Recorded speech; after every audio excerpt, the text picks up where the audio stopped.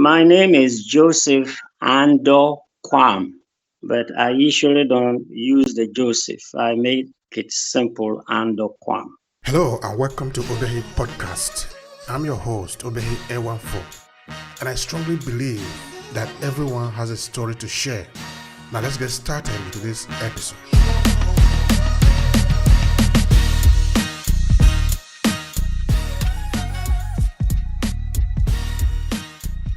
Now I'm 87 years old or 87 years young because I still move around. I don't have a walking stick, you know. So I was born in 1935 in April, and I went to school in my father's town, Beyin, Beyin. And of course, my mother's town is 10 miles from my father's town called Bonyere, Bonyere, Bonyere. I went to school in Beyin Catholic School.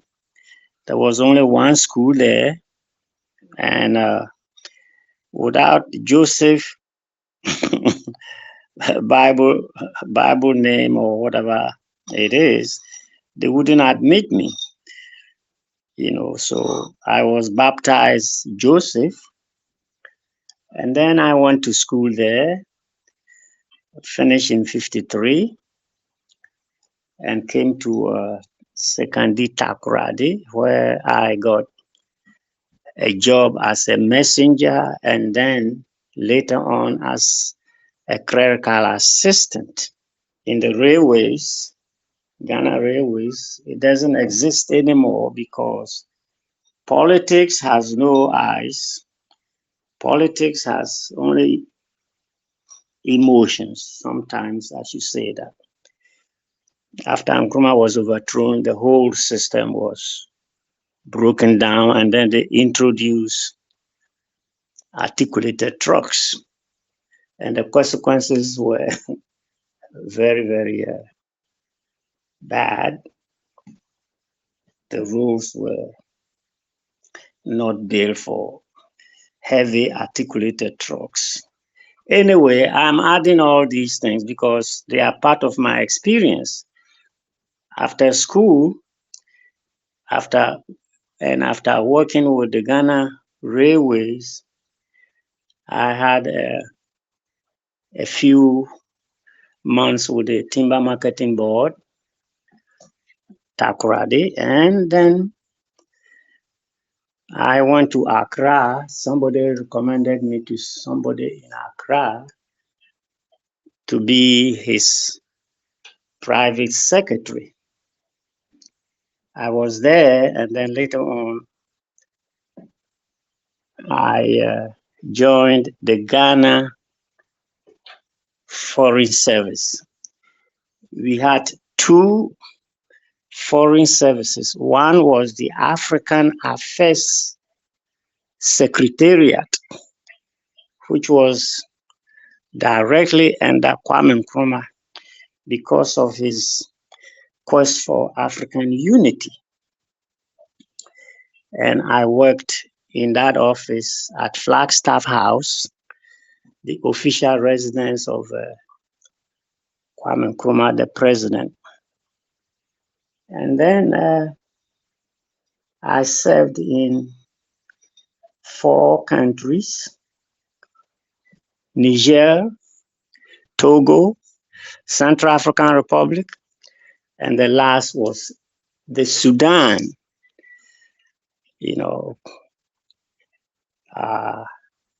It was there that Kwame Nkrumah was overthrown. And of course, my ambassador found me as an scapegoat,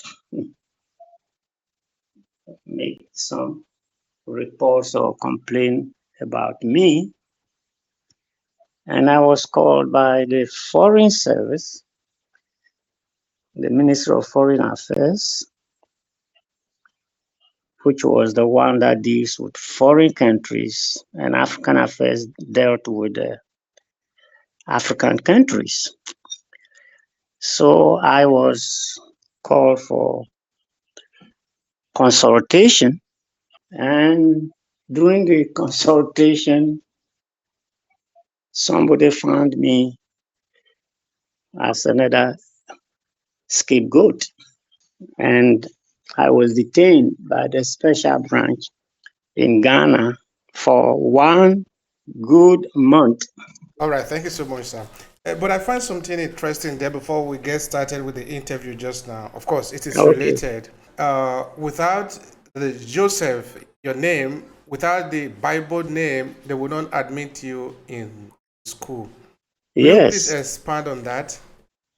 Well, of course, I can. The white man thought that we were heathens. You know it in their literature, and we have to be proselytized. And before you can be uh, made a human being, you have to have a Christian name. So that was the reason why I had a Joseph.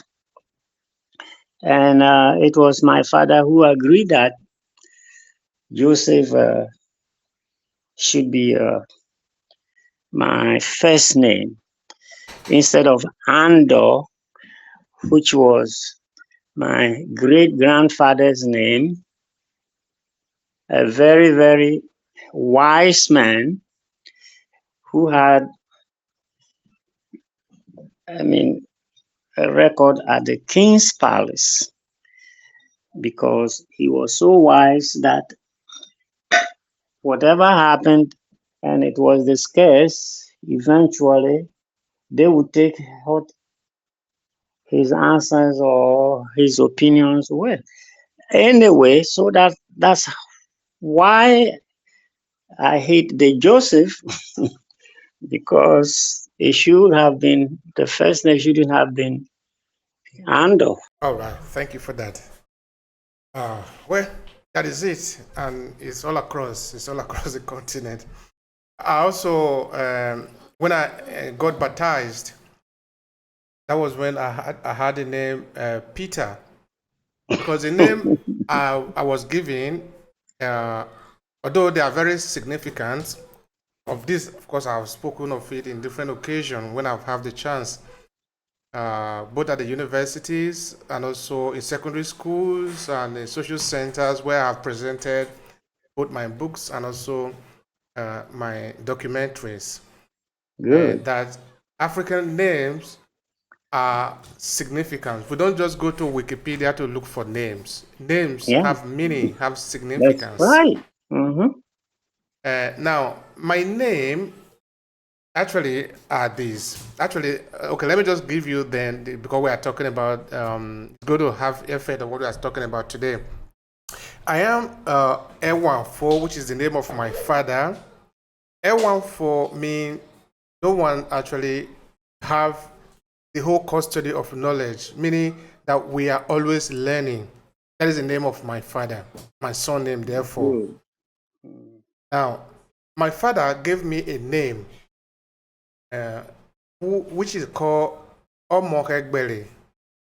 If that is translated to English, it will mean children or my kids are my kinsmen, meaning that children are my kinsmen in this sense. Mm-hmm. Now, my grandmother, because I stayed with my grandmother, gave me a name, Ehichoya.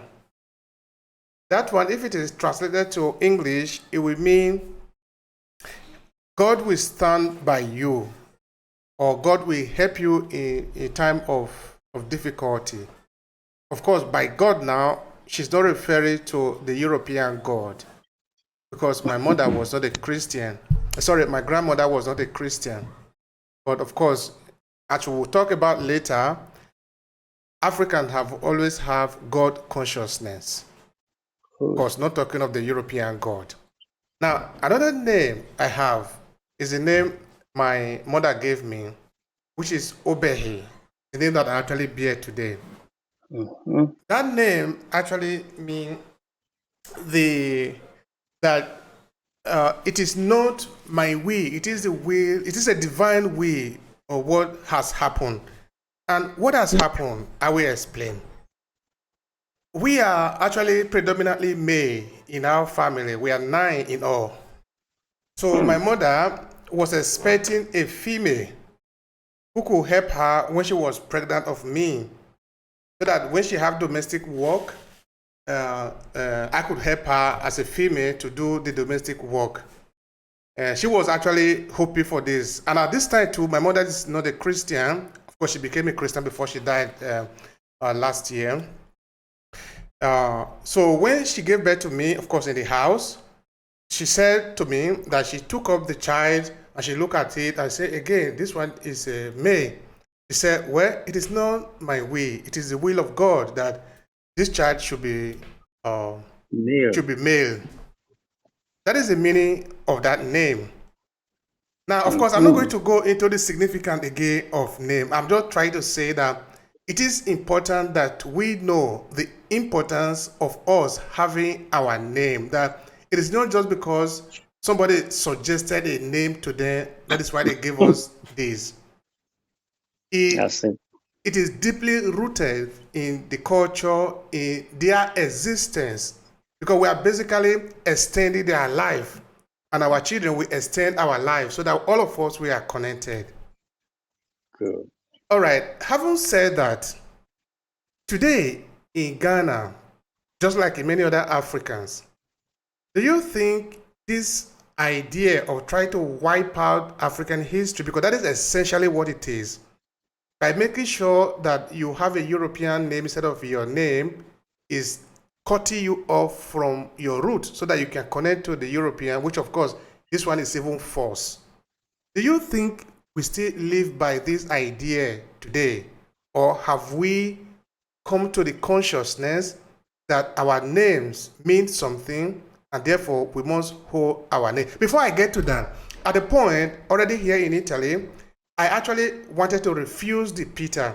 So if you see most of my official documents today, like my books, my documentary, if you go on internet to search for my name, you don't see Peter there because I removed that. I said, no, I want to keep my African names. But of course, since that is the name that I use here, in my legal documents, Peter is there. For my official document, which of course the one that I represent myself by, I don't use Peter anymore. But of course, if you call me Peter, I'm not going to be angry. But as a question of choice, I don't do that anymore. Now, the question is, are people still abiding by that European way of seeing us, or have we grew up to appreciate our name and call ourselves by our own names? Let's go. We in Ghana, to be honest, those born by so-called elite or educated, they are running away from their African names. You know, they love to be called Peter or John or whatever, you know, because like we were told, most of us were culturally bankrupt. You know, we don't understand our culture, we don't appreciate it and all that. You know, I remember my own sons in the United States. I have 4 sons and 2 girls. All of them prefer to be called first name, which is biblical names, because that's what they wanted. Like I said, they are culturally bankrupt, so they prefer what they've been told. You know, When I was teaching in the United States, I preferred to be called Quarm by my colleagues, professors, instructors, and all that, because I said, if you call me Joseph, here is a Ghanaian who is lost in America. Because one day you may have an African in your class, or especially a Ghanaian. And I said, oh, I know one Ghanaian. He's called Joseph. and, and the student will laugh. He said, there's no Joseph in Ghana. If the student actually is aware of the significance, the importance, the meaning of African names. So I refuse to be called Joseph. You can call me Quarm, simple, Quarm, which also has a meaning, which I can't go into it because of our shortness of time. But in the arcane system of things, a baby, the moment the baby comes out, he cries out to show that he or she is ready to live.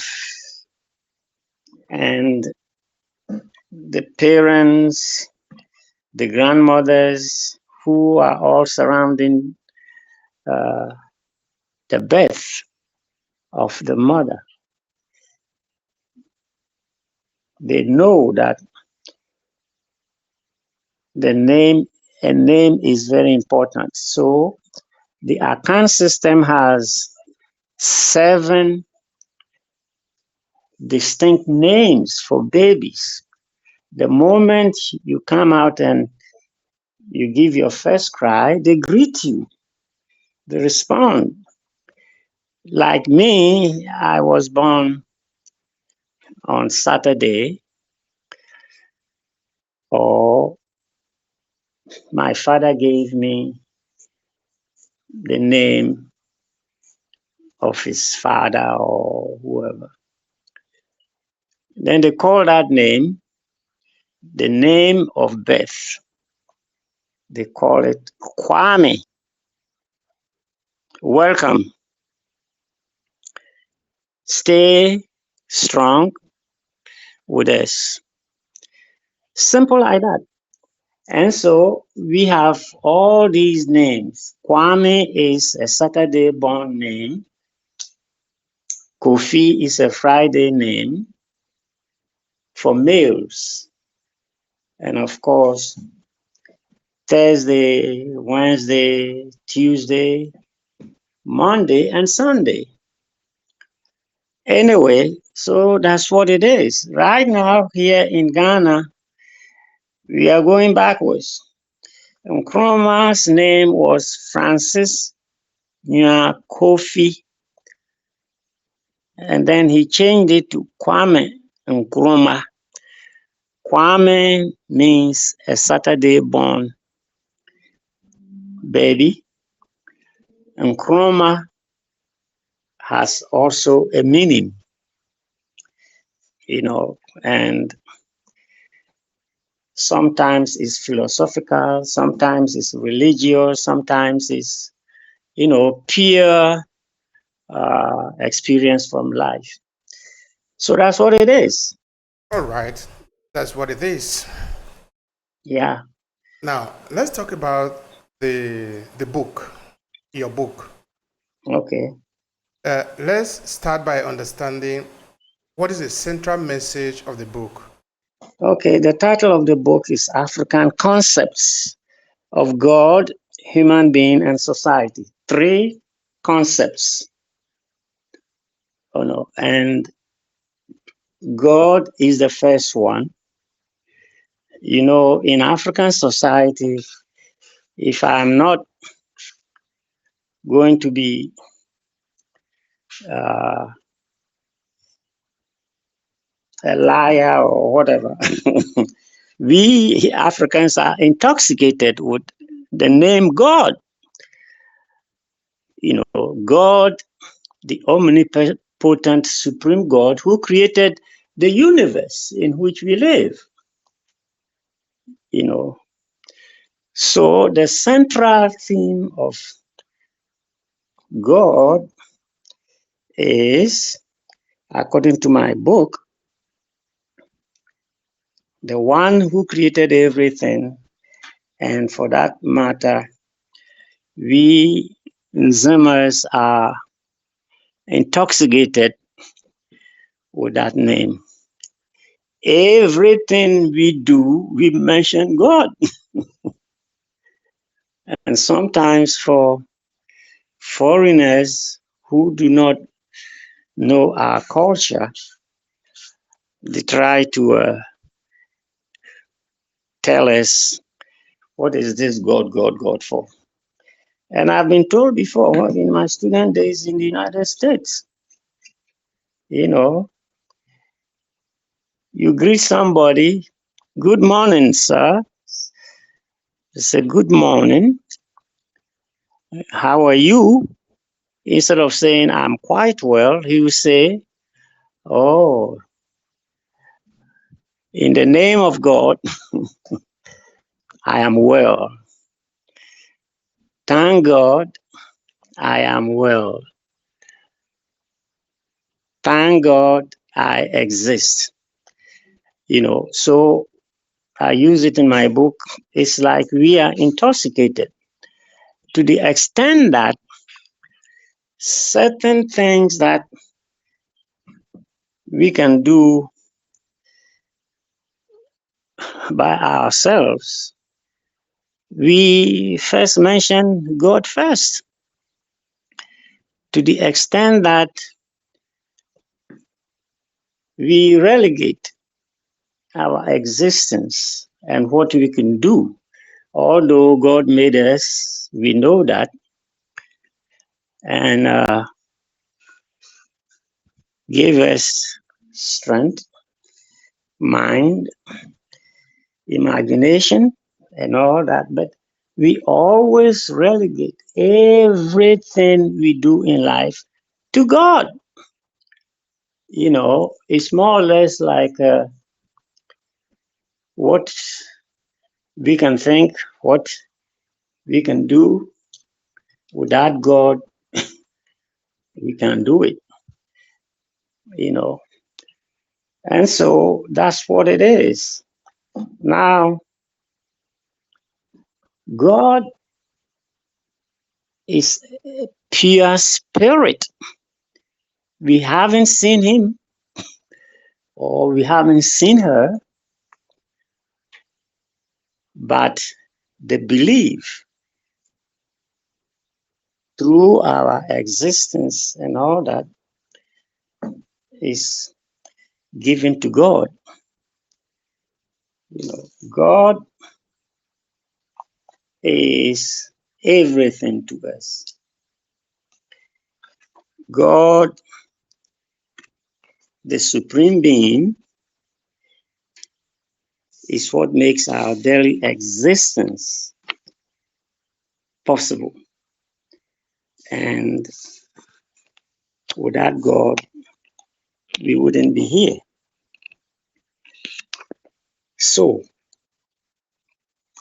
those who do not understand how the Nzima exists will make the Nzima a laughing stock.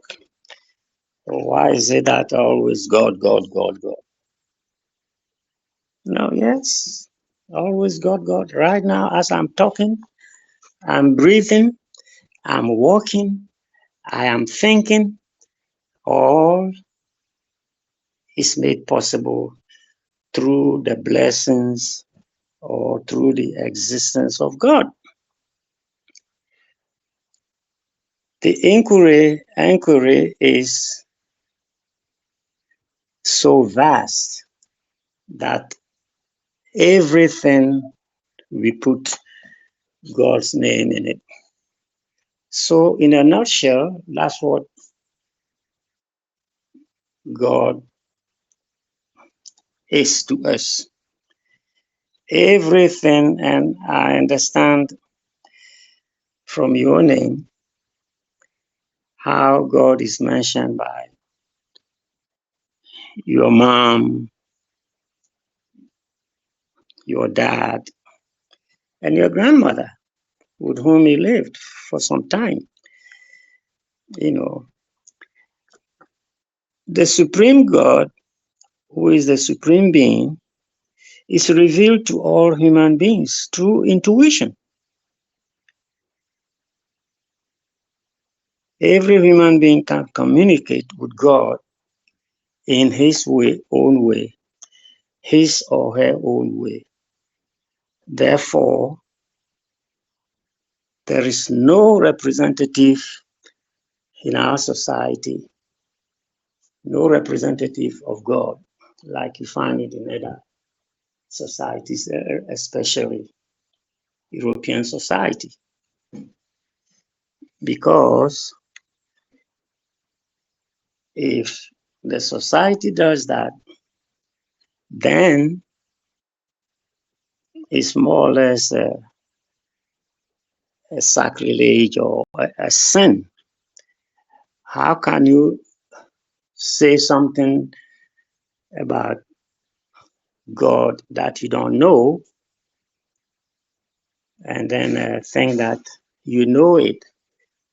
You know, God in Zema is from experience of the people and is more or less anthropomorphic. In other words, the image of God through our experiences, we get the image of God or the name of God, the anthropomorphic God, who more or less presides on human affairs. For instance, God in Zema is a woman, his grandmother. So to interpret it in the English language, we say God, the supreme being, God, the grandmother, God, we don't say the father, we say God, the grandmother. In my society, what God represents is totally unfathomable, but that's what it is. The supreme being is seen as the source from which all phenomena, as we know through reason and senses, emerge. Now, when I say reason and senses, I'm saying human experience. You reason because of the way you've been raised, the way you've been socialized. So God in Zema came from the experience that emerged, the human experience from reasoning and sensing that emerged.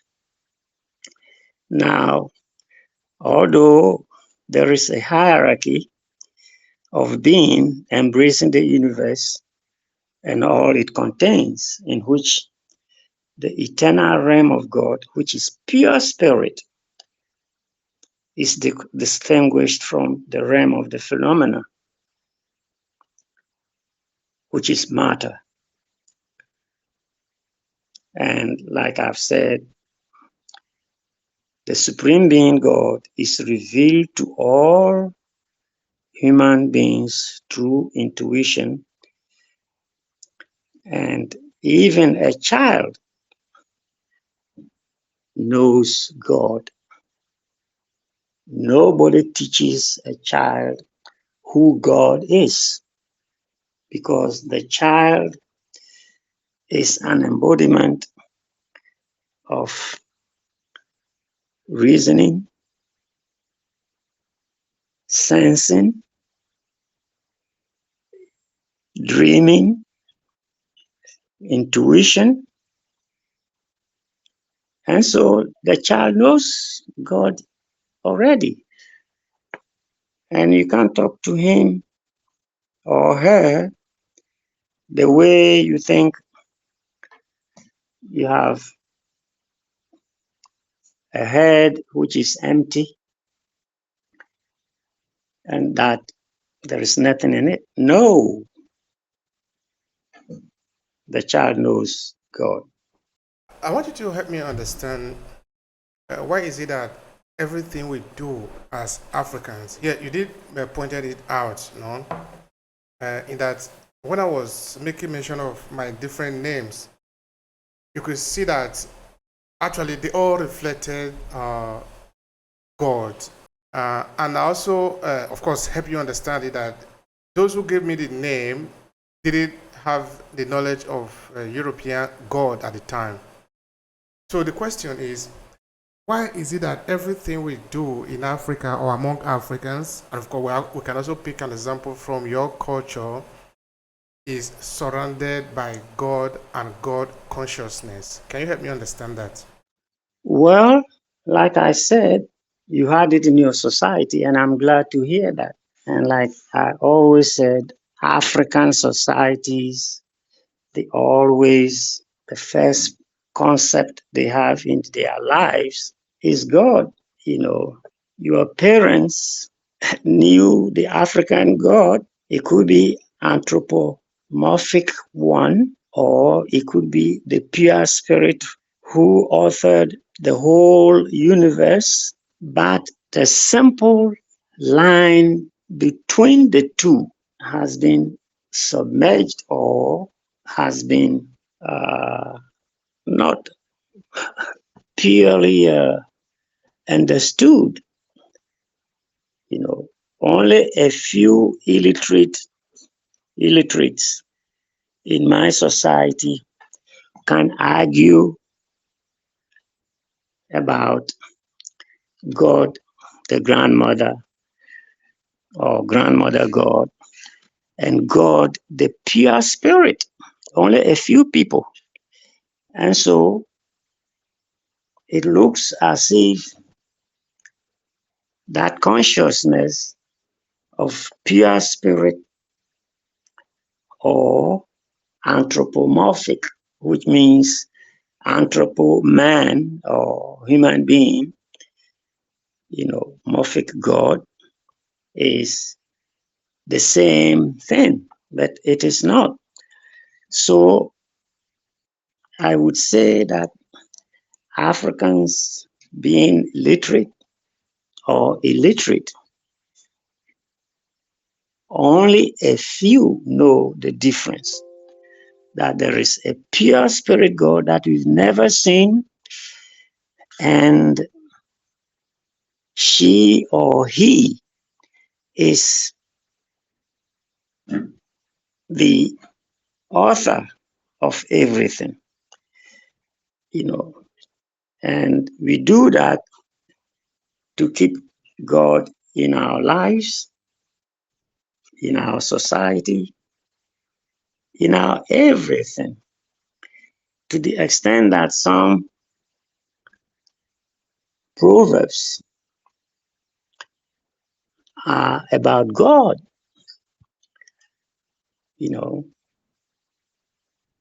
Nyame te ase a, me nso mete ase. Nyame no de ase a, mede ase. God lives, so I too live. You know, God created life for us. From the womb, we didn't know where we were till we came out from my or your mother's womb and made your first cry, from which the people surrounding you responded, giving you one of the 7 names. And then afterwards, you have a naming ceremony where you could get other names, to the extent that the first name that you brought with you that has been institutionalized is submerged. But the one that your parents give to you is what you carry it with you in life till death. That's great. That's great. I think it's significant. It's highly significant because name are not just mere things. I think they are connected. They are deeply rooted. Anyway, maybe we'll come to this later. Now, how do you describe the African concept of God? I think this is important. Now we're looking for how you understand it, how you describe it to people who do not know or do not know it enough. Okay. The African concept of God differs from other concepts in that God's name is pronounced with awe.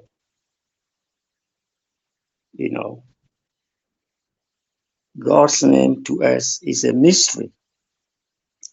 And so we don't pronounce it by heart. We don't just use it by heart in human life, in everyday life.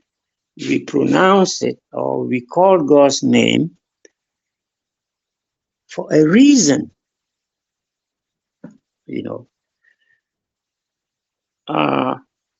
I remember when I was describing a human being in college, San Francisco State University in California. Some of my friends, and especially my American white friends, wanted to laugh at me, or they didn't understand where I was coming from. For instance, the question of yesterday, putting yesterday into context. A friend of mine who was white helped me to get a book.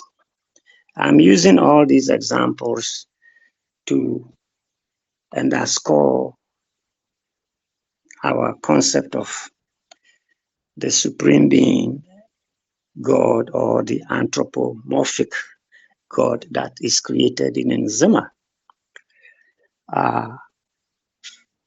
That friend helped me get a book.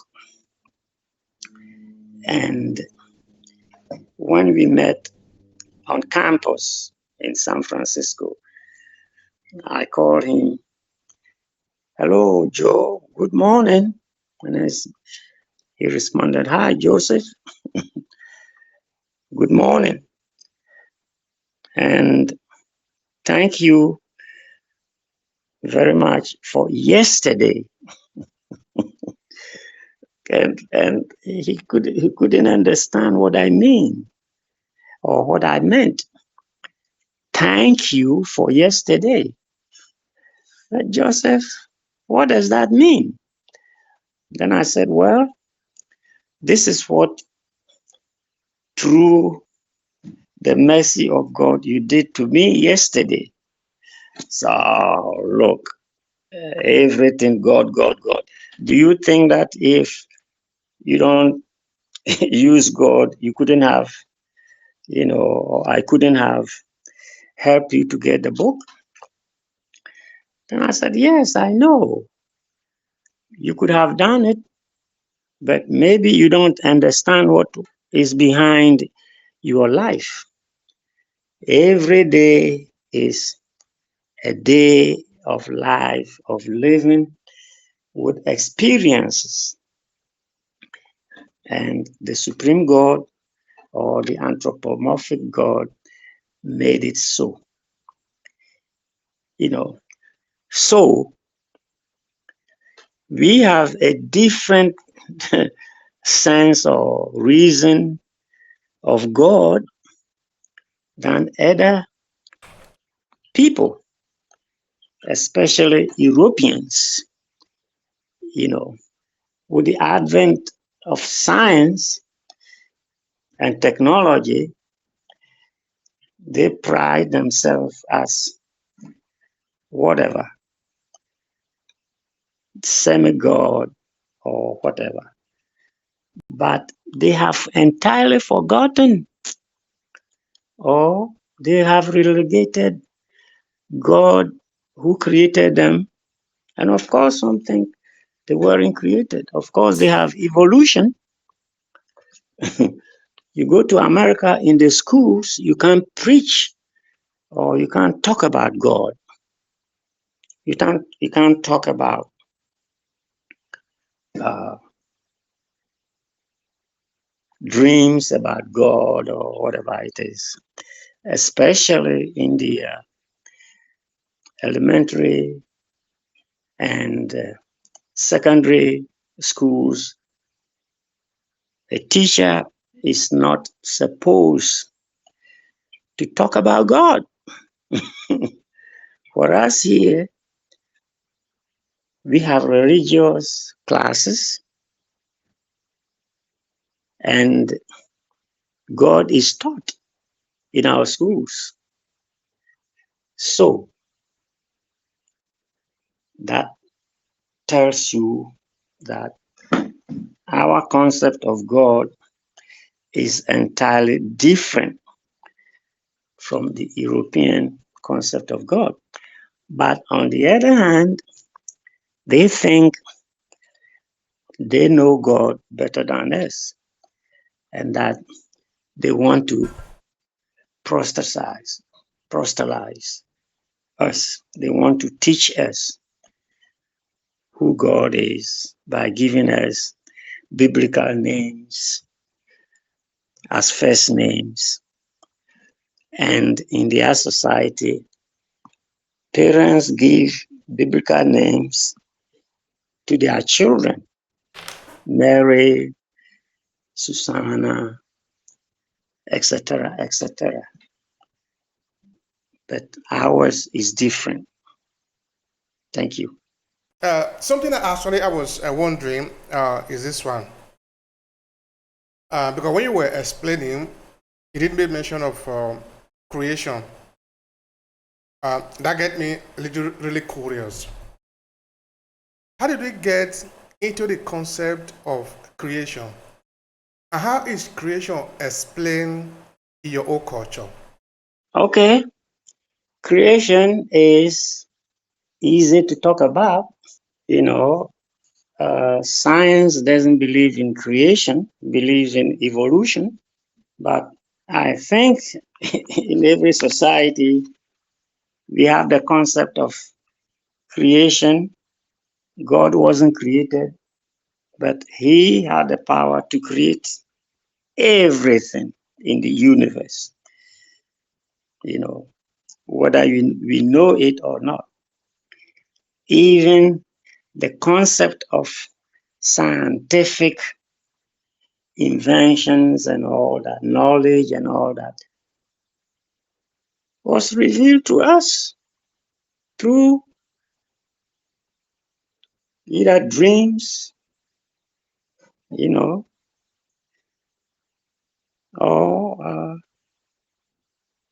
otherwise. Intuition,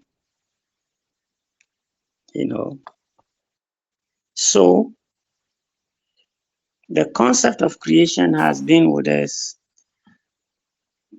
since the beginning. It's only recently that we are fighting to put creation aside and add evolution. Everything evolved. A human being wasn't created. A human being evolved to be who she or he is today. And the argument goes on. Like I said, in the United States, where I did my higher education, you can't talk about creation or whatever it is in schools, although you may have heard it from your parents, but that's it. Now, philosophically speaking, if you take creation away, and replace it with evolution, how would you want to talk about everything that you see? Are we going to say that human beings were created, so God too was created? It's impossible. You don't know God. So how would you say she or he, was created and not evolved? And evolved from what? So creation has come to stay with us for explaining several things. And if the time comes that creation will be abandoned and replaced with evolution, we don't know yet. Thank you for that. I like the last part, we don't know yet. You see, in the beginning, when we were talking of names, I told you that my son name, which is the name of my father or my family name, is L14, which means that we can never get to the limit of knowledge, to a point where we say we know it all. We are always learning. And I think this is important. And because we are always learning, it is important that we ask questions. We continue to ask questions and make an attempt to provide solution to our curiosity. I think that is basically the essence of the whole struggle at the end of the day. Because if we already know everything, I think life is going to be boring. All right. I want you to help me again within the story of creation. I am not sure I understand what you mean exactly by creation. What exactly do you mean by creation? Well, what exactly I know by creation is what I learned from my society. In my society, we have a sentence, and that sentence say nyamene. In other words, God bole de bibiala. God created everything, and thanks to the Bible, it took 6 days to create. In my society, also, although we say God created everything. We don't know how many days it took to create them. Like in the Bible, they said the first day he did this, the second day, and it took 6 days to create the world, the universe. And then the seventh day, he celebrated it, you know. So creation is physical. Creation is material. But what is created in the mind that is not touchable, or whatever it is, which is immaterial, is done through the power of God, what he or she gave us. He gave us mind, intuition, for us to create certain abstract things, abstract situations. Otherwise, the meaning of creation will not be complete. But everything that we can see and everything that we have done, like we create very beautiful furniture, very beautiful house. We did it with our hands. But actually, behind our hands is the abstract, abstract figure of the house. But we use our hands to do it. So creation probably has two meanings. The abstract one, that we don't see it, and then the concrete one that we all see. Is your story of creation in alignment with the biblical explanation in the book of Genesis, or is it different from that? If it is different, in what way is it different? Of course, it's different from that. The Nzema created something, like I've said. It could be a house, it could be a farm, it could be with his hands or her hands. But behind the hands is knowledge, which is abstract, And so the biblical creation, the first day God did this, the second day this. We don't buy it, although now it could be part of the biblical knowledge or the religious knowledge that we have acquired from the West. I'm trying to figure out the whole concept of creation. That, of course, I'm a human being. I should think like a human being. I'm not other than the limited knowledge that I have. If I already know everything, I wouldn't ask you anything. I don't know. That is why I'm asking. That maybe creation is part of those things that we are thinking, imagining what God is and how God should be. And because we do create, of course, I'm not talking of beautiful houses that we can do today, and even before this, we'll be building, creating. That maybe if we could build, then God could also build. Because if you look at the skeleton of a man or an animal, you see that it's actually beautifully designed.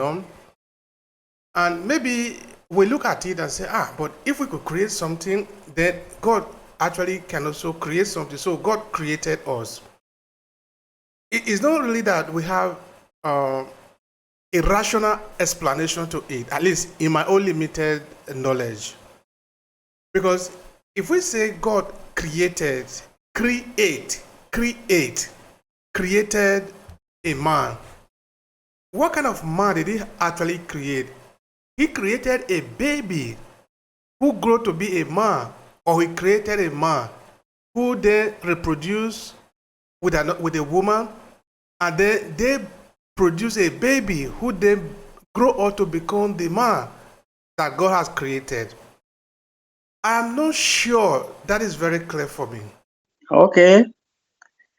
I'm not clear either. But the thing is, from reasoning and the senses that God gave to us, we can think and come to certain conclusions, whether right or wrong. You know, sometimes we say that the animal can't think and it probably can't sense either. But look at the animal, look at, for instance, the cow or the domesticated animals, the lamb, the goat. We can see a whole lot of things that goes on with animals before even we dare think about the human being or the human being has created. Animals create certain things that we cooperate from, many, many things. But the thing is, what difference does it make? What the animal creates, is it different from what the human being has created? You look at certain birds and the way they weave their houses or their nests, we call it nest, but to them it's a house if they can talk with us and compare. Look how they weave different kinds of nets. Take, for instance, the eagle. Look at the common house that the eagle builds for itself. The weaver bird is far advanced when it comes to building a house or a nest. But we human beings think that the weaver bird is a low bird. The eagle is the king of the air or space or whatever it is. But watch what the eagle does. Can we compare the two houses and reach a conclusion that this is better, this is worse, or whatever it is? I think knowledge gives us the explanation that this bird is a lower species from low species. The eagle is a bird from a higher species.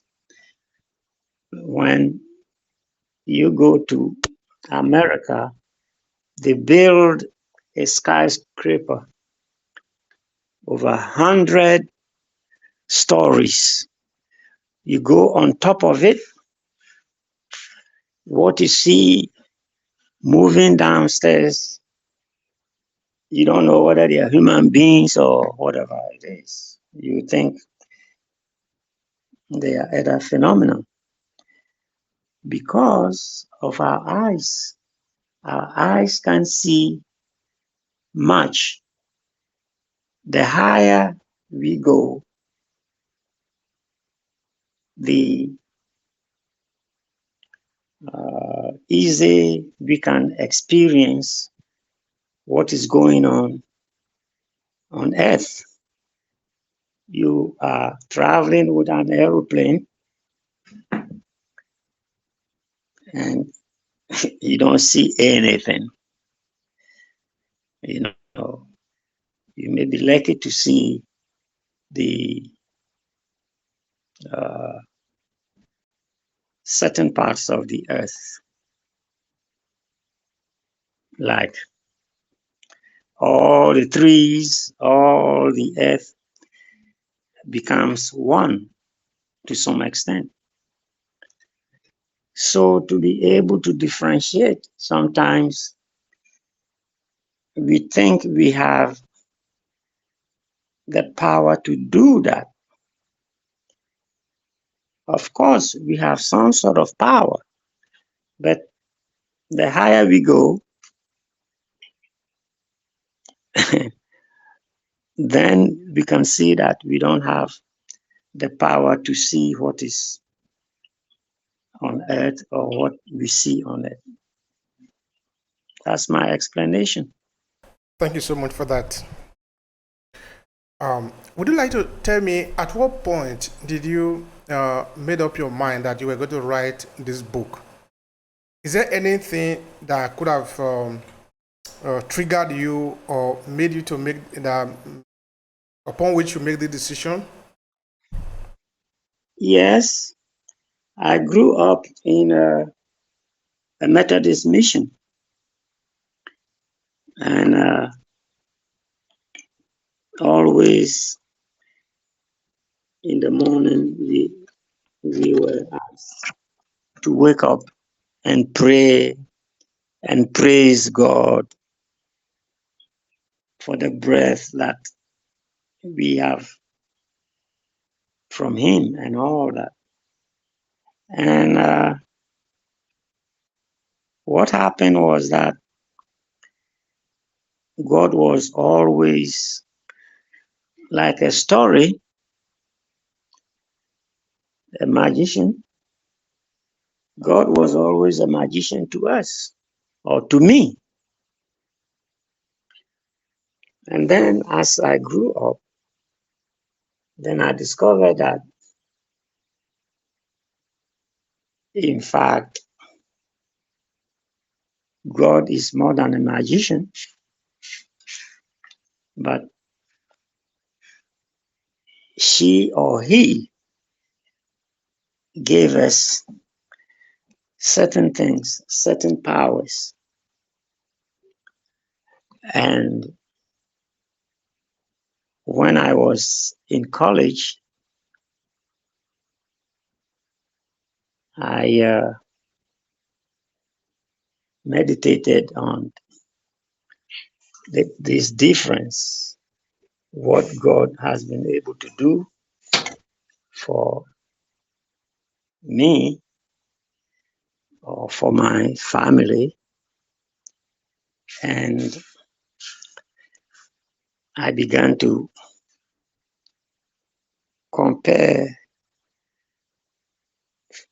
families. I saw poor families, very poor families, very, very poor families who lack the essentials of living, food, sleeping place, and clothing. So I was able to differentiate them. And of course, my language Nzema gave me the clue that the god of Nzema is a woman and not a man.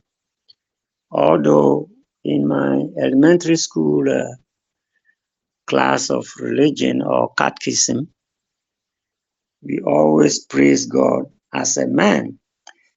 But sometimes we read the Bible and it talks about a jealous God, angry God, this. And people think that that God is a personal God.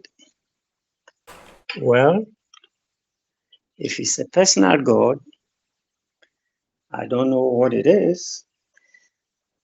What is the meaning of a personal God? I don't know what it is. I know God, community God, to the extent that the difference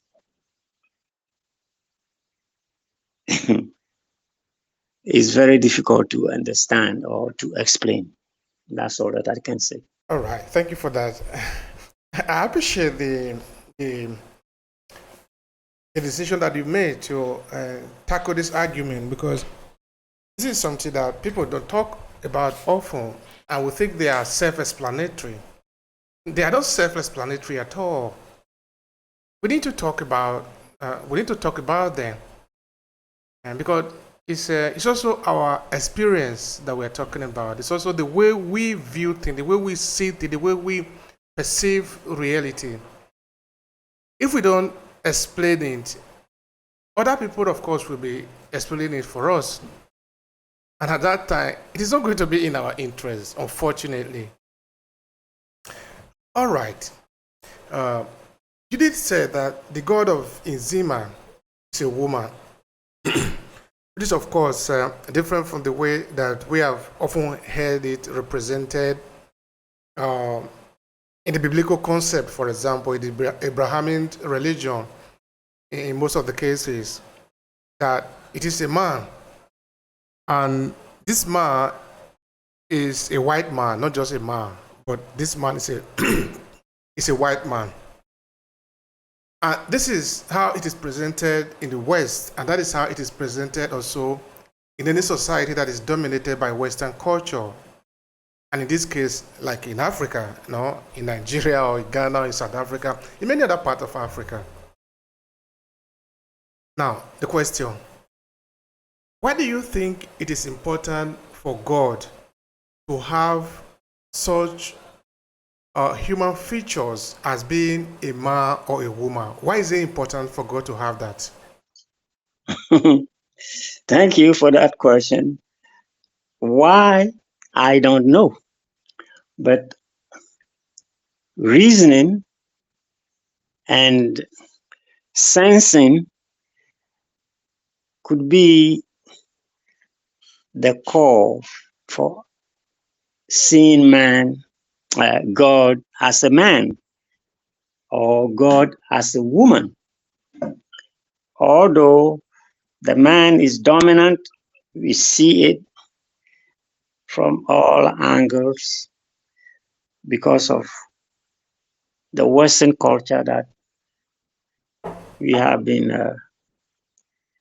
forced to accept. The thing is, does it really matter if God is a man, or does it really matter if God is a woman? No, it doesn't.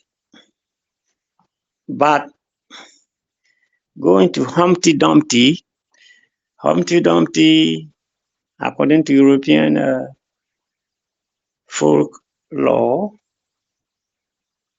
Humpty Dumpty says what it is, and the whole society accepts it.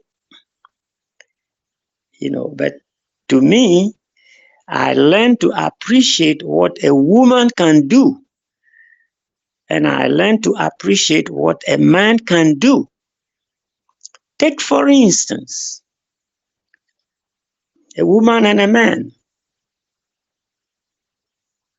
And from our experience, the two of them, a man and a woman, which one dominates the other? I think it's the man who dominates the woman. And cultural experiences prove it. I haven't gone throughout the world to make a research on what I've just said, that the man dominates the woman. But of course, he does. It's only probably in a few societies, maybe Eastern or African, where there are women who dominate the man, the husband. For instance, I go into Nzima society. The man has always dominated the woman. If the woman depends 100% on the man. All right. Sometimes it appears to me, again, I'm talking from the point of view of one who doesn't know very much. So I just say what I think, so that I can be corrected, rather than keeping inside thinking that I know. I think that human beings create a society, and they also create their God. And this society they create, and this God they create, because they are the one that are creating it, in most of the cases, is at the same level with them. And when the society advance, they modify the society, of course, because things change. They also modify God so that the God itself that they have created change. I just want to refer to what is often said among Africa and also among my culture. It is said that the voice of man is the voice of God. We could actually take that piece and expand on it, but maybe not today. My curiosity is that, can we really prove that there is this? Okay, let's take the Christian religion, the Christianity in this case, because that is where we have the representation. We have this European style of a man who is sitting in the upstairs of heaven, overlooking everything. Is it really the way it is? And in that religion, Christianity, we understand that there is this universe. Of course, men now do not yet have the possibility of able to study far enough to understand that we don't actually have universe, we have multiverse. There are different types of universes like the one we have today. So, at that time, their understanding was that there is universe. Therefore, the God of the universe that created the universe.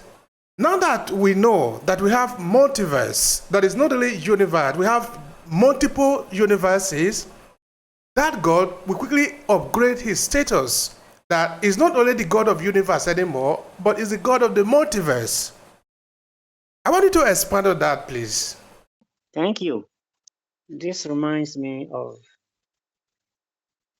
a black man who lived in Greece before even Christ was born. And his name was Ethiop. Ethiop. IOP, out of which we have got Ethiopian, Ethiopia, and all that. It was he who told them the story of the elephant and the blind man, and how the blind man had been wondering about the elephant, how big he was, how this, that. And so they were taken to go and see the elephant. And these 12 blind men described the elephant differently according to how and where they were standing, how they touched the elephant. Because they were blind, they didn't know. So we are all grouping in the dark.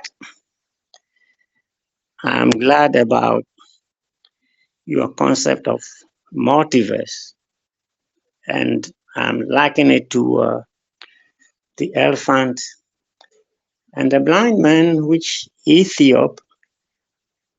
which Europeans finally changed it to Aesop, AESOP, instead of Ethiop. When I was a teacher in the United States, I started teaching from the university, and I taught in 3 universities. But always I talk of one. And what I learned brought me down to my being, myself, for teaching at universities. And I went down to teach from high school, junior high school, elementary school, kindergarten, and all that. It was there that I got in love with Aesop stories for children, you know. So I'm just saying all these to show that, like you said, it is our experiences which make us talk about things. You know, it may be there are many universes, we can only speculate. But I take Aesop's story of the elephant and the blind man. We human beings are blind. We are blind in a sense that we don't know everything. But as we evolve, we create many things. We've been created and we've been evolving. Our minds are evolving. Our tastes are evolving. The way we do things, we are learning it in a different way. There are many minds, good or bad, but they are all part of creation. And to me, creation can take several differences, and it depends upon how you see it. Like the blind man who thought that, the elephant was this, They had 12 different kinds of experience, and they described the elephant 12 different ways. That's it. Thank you so much. That's very important. Very, very interesting. Now, if we were to say, draw out 3 key lessons to be learned from your book, or 3 messages that you would like to point out from your book about the Zima of Ghana, culture, of course, what would that be? It will be the 3 concepts. With God, human being, and society. If God created human being too created society. All right, that's great. So what would be your final message here to terminate the conversation? Because really have been rich here and full of information. Well, I would say that you said it all. We are always learning, through our cultures. We are making things easy for ourselves. New ideas are being born, but I would say that there are no new ideas. There is always what is there for the human being to explore. And that's what the Nzima attempts to do. Explore the world, the universe of mind, the universe of culture, and then come out with new ideas. Today, we know we can breathe, but the air that we breathe has something that gives us life, and it's called oxygen. It took us several years to come to this knowledge. Today, we know you can speed up with the aeroplane and go as far as 500 miles an hour. But the jet, now they have been able to produce jets that can go as far as 10,000 miles per hour. Isn't it amazing? Absolutely. So we are still searching. We are still getting new ideas. We are still experimenting. And that with science and technology, some of us human beings think there is no God. There is only man, or there is only human being, and it's ridiculous for those who say that there is no God, only man or human being with his or her experiences, her mind, his mind, combined, they create wonderful things that magicians are just, part of. That's all. Thank you so much, sir. I appreciate the time and also the sharing. A lot here to learn. Thank you so much, sir. You're welcome. If you enjoy this podcast, make sure you subscribe so you never miss any of our future episodes. Rate and review Obehi Podcast and share with your friends who might need it. I remain Obehi Ewanfo. Thank you so much for listening and talk to you in the next episode.